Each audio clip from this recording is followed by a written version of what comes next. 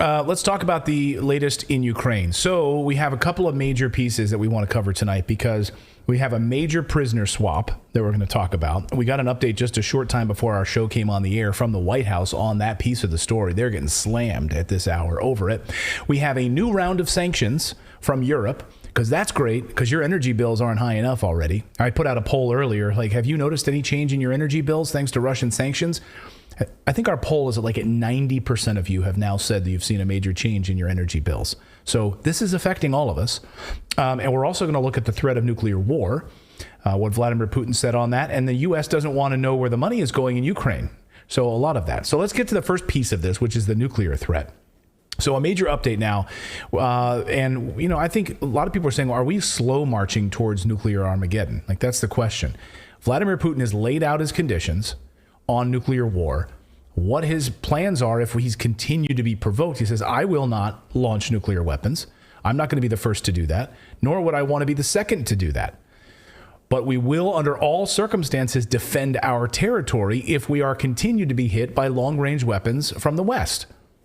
And we continue to hit long-range weapons from the West. So, what the hell are we doing? We are literally asking for this. So he was asked by a reporter under what circumstances this would happen. And so over the past 24 hours, he's been very candid about this war. We've got a lot of troop updates from him. We've got a lot of movements of when the next stage of this mobilization is going to happen. And we got this. Watch. Regarding threats of nuclear war, Svetlana Gennadievna, you are right, this threat is growing. There is nothing to hide here. Regarding the fact that under no circumstances will Russia strike first, if it does not strike first under any circumstances, then it will not strike second either, because the possibilities of a nuclear strike on our territory are very limited. However, our strategy is to consider nuclear weapons, and they are weapons of mass destruction, as a means of protection. It is all set up around the so-called retaliatory oncoming strike. Did we talk about the possibility of using nuclear weapons? No. The former Prime Minister of Great Britain, let us not mention her by name, also directly publicly said that she was ready to do it. In response to this, I had to emphasize some things too.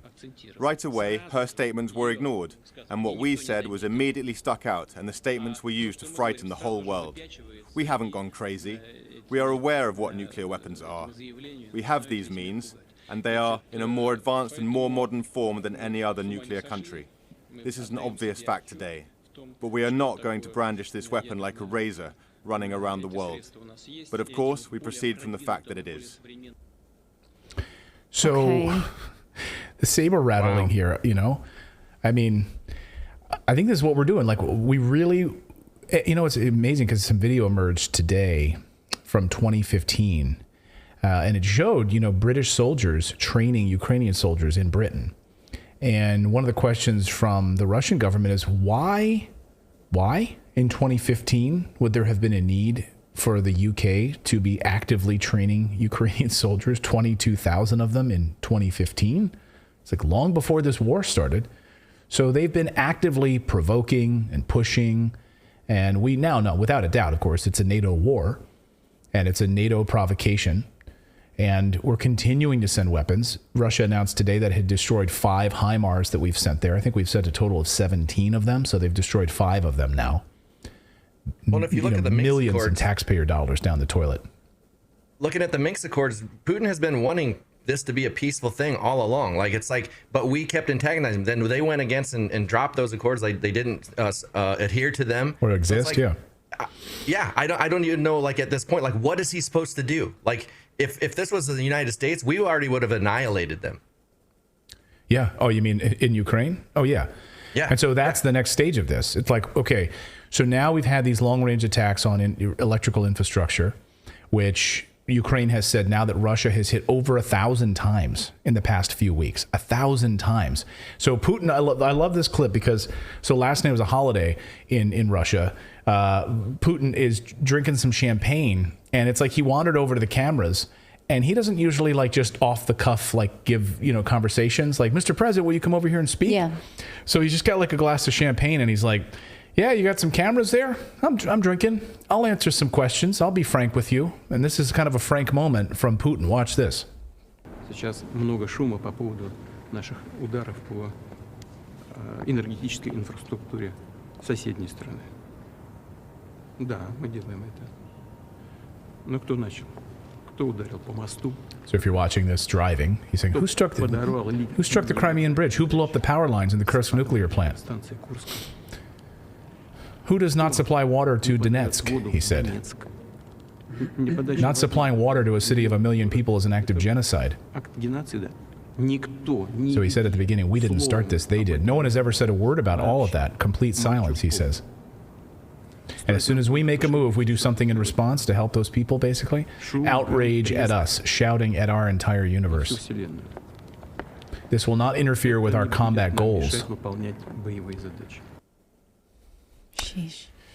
So 1,000 times. And now he also, frankly, in a separate interview, was talking about troop movements. He said, you know, they're like, well, you're going to now need another mobilization of troops, 300,000. He's like, no, let me explain something. And he went into great detail about where all 300,000 are positioned, how only a fraction of them are even on the front ready now. The others are in training, a lot of them in training facilities at the Ministry of Defense. In fact, the U.S. State Department just confirmed this early over the weekend when we saw Antony Blinken on the Sunday shows. He said, I don't think they're going to need to mobilize again because they have barely moved the ones they've got. Yeah, so the United States knows this. Yeah, and of course, Antony Blinken also this weekend said they're not winterized. Like these guys, that was my favorite quote of like the month. Antony Blinken's Right. like, yeah, these Russian soldiers. He's like, they're the worst of the worst. They're not prepared. They're losing. They're not well trained, and he they're not said. Winterized. He said they're not ready for winter. To which I said, look, Russia invented winter. Yes. This is why people don't win when they go into Russia. They lose because they sort of own winter. And then we saw a video over the past 24 hours of Russian troops in active combat training in Belarus, in snow, digging trenches and moving tanks through snow piles. So and they all forgot that like their white snow uniforms on. It's like reminds me of like the G.I. Joe. Remember the G.I. Joe figures where they were like in the snow uniform? Like, oh, you got the white, Yeah. the snow version of G.I. Joe. Or the Star Wars when they're in the like the snow troopers. gear. Yeah. So they're ready. Well, they isn't are Siberia, winterized. Like Siberia that's in Russia, isn't that like a winter scape almost all, like it's like you can't survive there? It's like a hellhole. Yeah. If you're, Siberia is like the comment for like permanent cold. Yes. Like, oh, you're afraid. I'm going to send you to Siberia. You know? Yeah. I had when I was at CBS, I had a hairdresser that was from Siberia who moved to Holy New York, and smokes. she was like, "This is not cold in the depth of winter. Yeah. We'd be freezing." And she's like, "No, this is not cold. In Siberia, you walk She's in from a summer dress. your car to your. She would be in winter from like your car to the building, and your hair freezes like an icicle." Liquor Giant in our Rumble chat says GI Vanilla Gorilla. Yeah. But I remember those, like the G.I. Joes, like they were in the white uniforms because they were like snow prepared. You're like, oh, you got the snow version of G.I. Joe. That's what these troops were wearing, training right now in Belarus. They are winterized and ready. My point is that we haven't even seen the start of the mobilization yet. And he explained where these troops are positioned. So we'll see over the coming weeks, post-Christmas, what happens here. Meanwhile, this from Dave DeCamp, one of our favorite websites is antiwar.com. He tweeted this a short time ago. He said, I had to do a double take on this one. Cluster bombs are indiscriminate. All this would do is make sure more civilians are killed. CNN article exclusive. Biden administration is weighing Ukrainian requests for access to U.S. stockpile of controversial cluster munitions. That's great. Yeah, just give them whatever we got.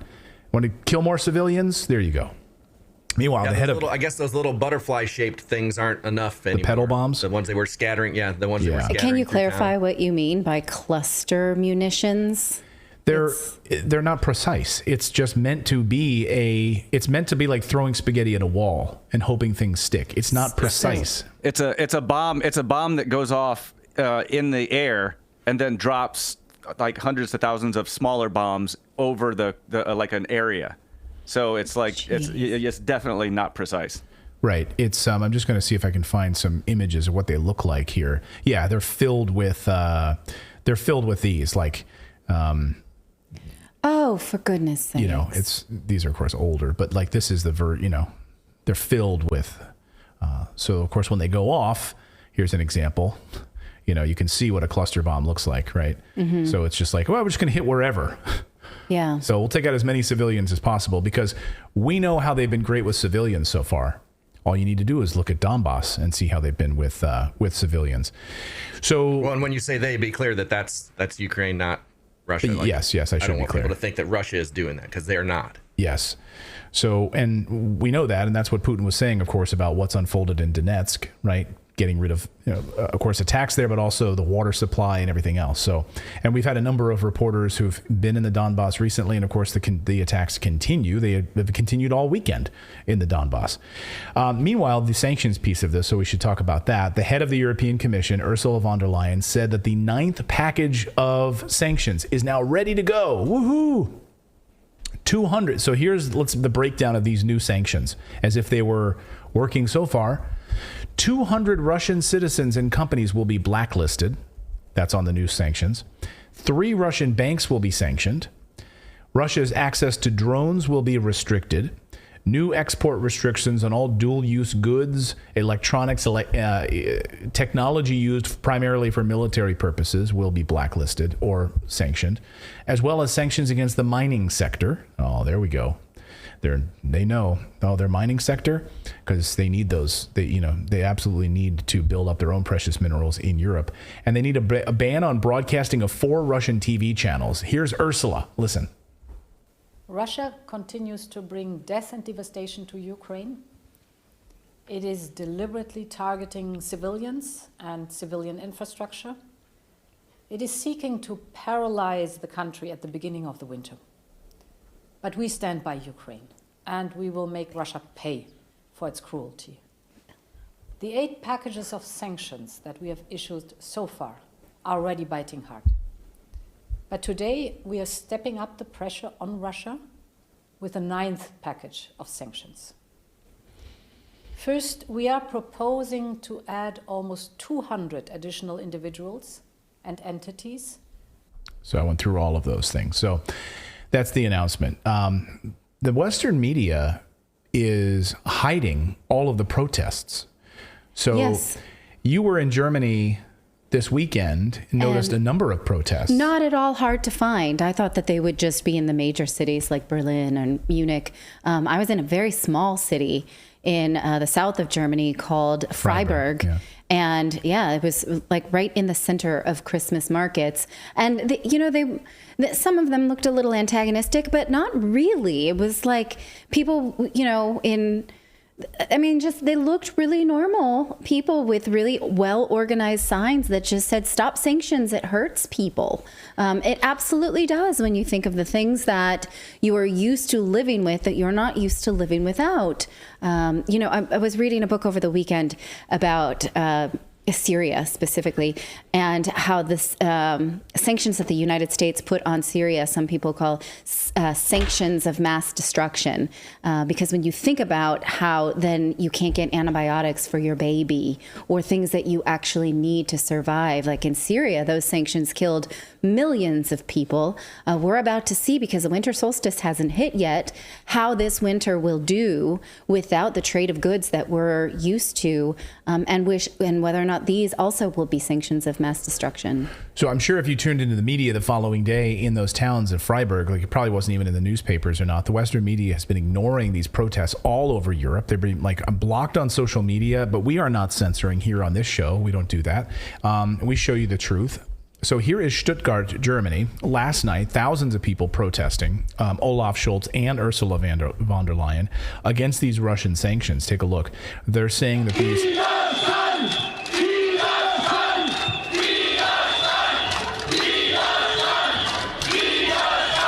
So what they're saying is we don't want to freeze. We don't want to starve for Zelensky.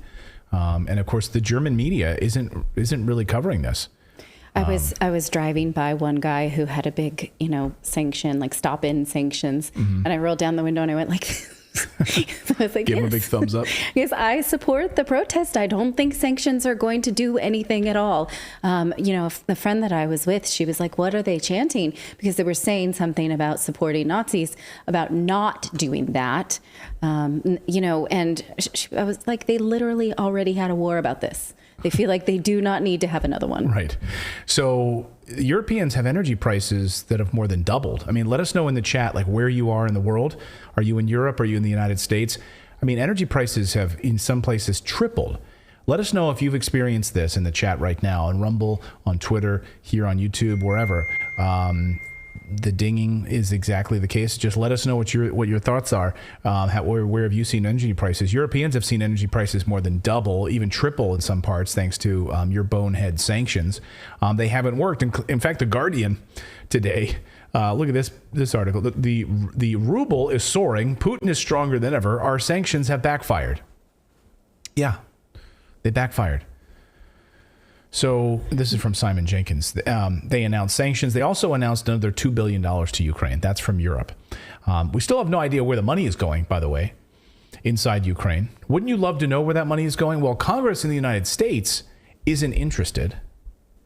No major news stations are covering the story. They're ignoring it. Or they're taking another opportunity to hit at Marjorie Taylor Greene. Yes. This was her bill. And remember back, of course, at the beginning of this, in the spring, when Senator Rand Paul said, we're not going to I'm not going to go along with this next round of funding defense bill unless we have an audit put in place. And he was, of course, he wasn't allowed to get that motion on the table. It died in the water. It died. So now Marjorie Taylor Greene, Republican, has come forward with her own bill on this, and it's not going to happen. It got voted down. So Democrats stepped in and said, no, we don't want to be auditing this. And the reason we don't want to audit, get this, is that number one, it would send a signal, they say, to Ukraine that we're not interested in helping them anymore. And the second reason, they said, is that, no, an audit is just Russian propaganda. Oh, so it's Russian propaganda to find out where our money is going?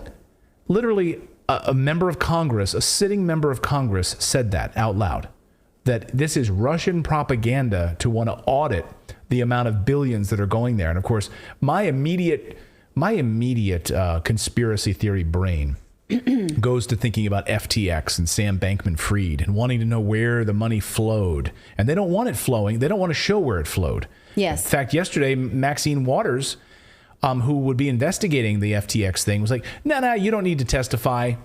We don't need to have you come up. We don't need to subpoena you and come up and testify. Well, she clarified later on Twitter and said, it's on the table, is what she said. Wouldn't he be the one? I mean, who else do you need? We're going to ask just other people. But Sam, you just enjoy the Bahamas. You're having a hard month.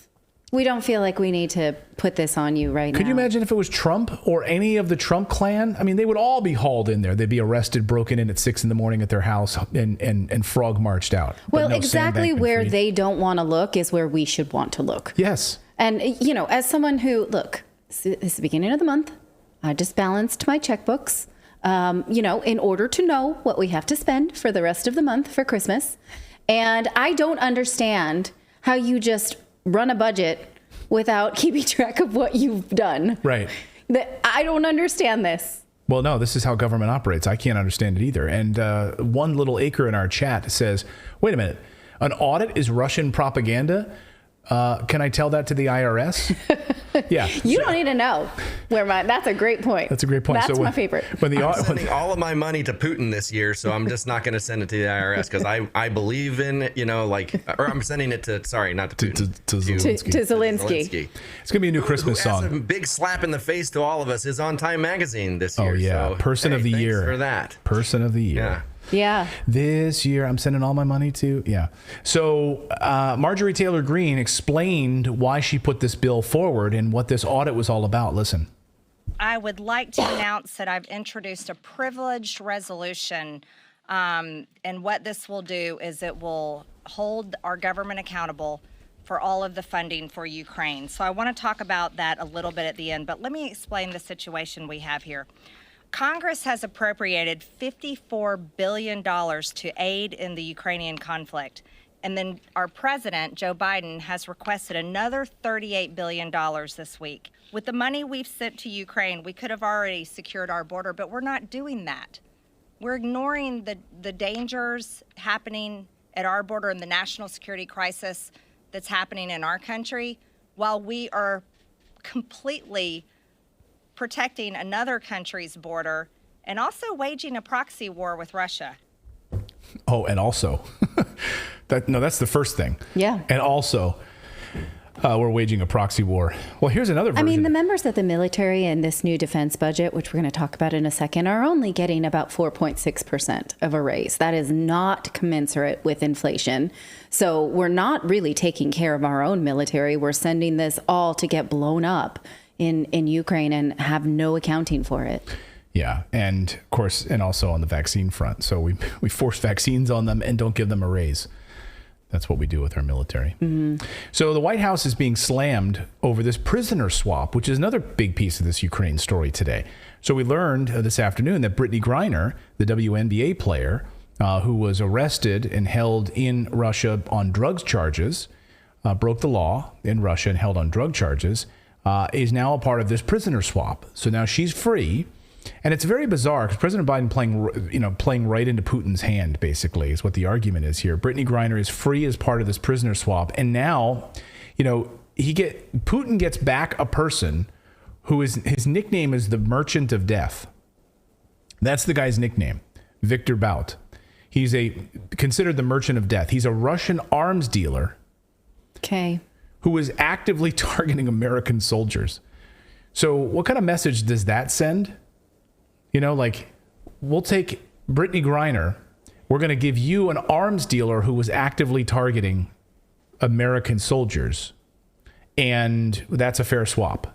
Meanwhile, we have, I think, Paul Whelan, who I think is a Marine still. So there's a lot of arguments here. Like, Paul was arrested first, is being held by Russia first. Why is he not the first choice to get out? And then Brittany Griner is the one because it's a political. The optics of it just stink to me. Doesn't it? I mean, to anybody else, it does to me. Depends who you are, because there's a lot of people on Twitter who are Biden supporters who feel like this is a big win for the Biden administration. Oh, yeah. I don't think those people are sort of weighing these consequences of military personnel versus this person who has high visibility, who has star power, I would say. Yeah, I mean, and, Jean-Pierre was asked this question today, and she was like backpedaling and backpedaling and backpedaling. And she's like, look, he's been focused on this, and she would not answer questions. Like, Peter Doocy followed up and asked her the question on, well, why did we get such a bad deal on this? Like, why did we get the short end of the stick on this? Here's a guy who's actively targeting American soldiers. He's an arms dealer, and we're sending him back to Putin in the middle of a war? Like, when we're putting in all of these other, like, Doocy didn't ask this part of it. I'm asking this part of it. But, we have all these sanctions to really weaken Putin's hand during a quote-unquote war. And we're giving him an arms dealer right. who, aids his war effort, basically. I don't know. He also, called the Merchant of Death for gun running. There's a movie about the guy, a 2005 movie about the guy, so... the thing about Trump got North Korea to release 3 American hostages, and we didn't have to do anything. We didn't have to give them anything in return. It was just a show of goodwill. Do we have North Korean prisoners to swap? I don't know. I don't know who we've got locked up. I mean, just go to Guantanamo. We've got a lot of people locked up in that prison. Yeah, it's interesting. In the new defense bill, there is information about Guantanamo as well. And, seems that's the status quo there. So the other question I have about this Brittany Griner thing is on the marijuana. It's on the drug charge here, right? Because in the United States, this was a big part of Biden's campaign promise, right? Was to release people in the United States that had drug infractions. Yes. Right? And so I can't wrap my head around how it's okay for him to push for that in Russia, but not in the United States. Do you follow me? That he wants her to be decriminalized for marijuana. Like, she just had marijuana and she was arrested. And she was going to serve 7 years in Russia, so let's get her out. But he has not done the same. But there's people serving for minor marijuana infractions in the United States that are serving 12 years or 30 years. So these people are behind bars in the United States for like the same thing or less. But they're not visible. They're not visible, of course. They're not NBA. They're not WNBA players who break the law and do this. So I'd love to know your thoughts on this. I just find it compelling, and there's a lot of different angles to it that I think, I don't know. It's interesting. Thank you so much for watching this segment here at Redacted. We are live every day at 4 p.m. Eastern Time, trying to share the stories that the mainstream media will not cover. You should also come over and join our community of Redacted Rebels over at redacted.inc. That's our private locals community where we can share exclusive content that we simply cannot share here on YouTube. Come over and join the rebellion together right now by going to redacted.inc. We'll see you next time.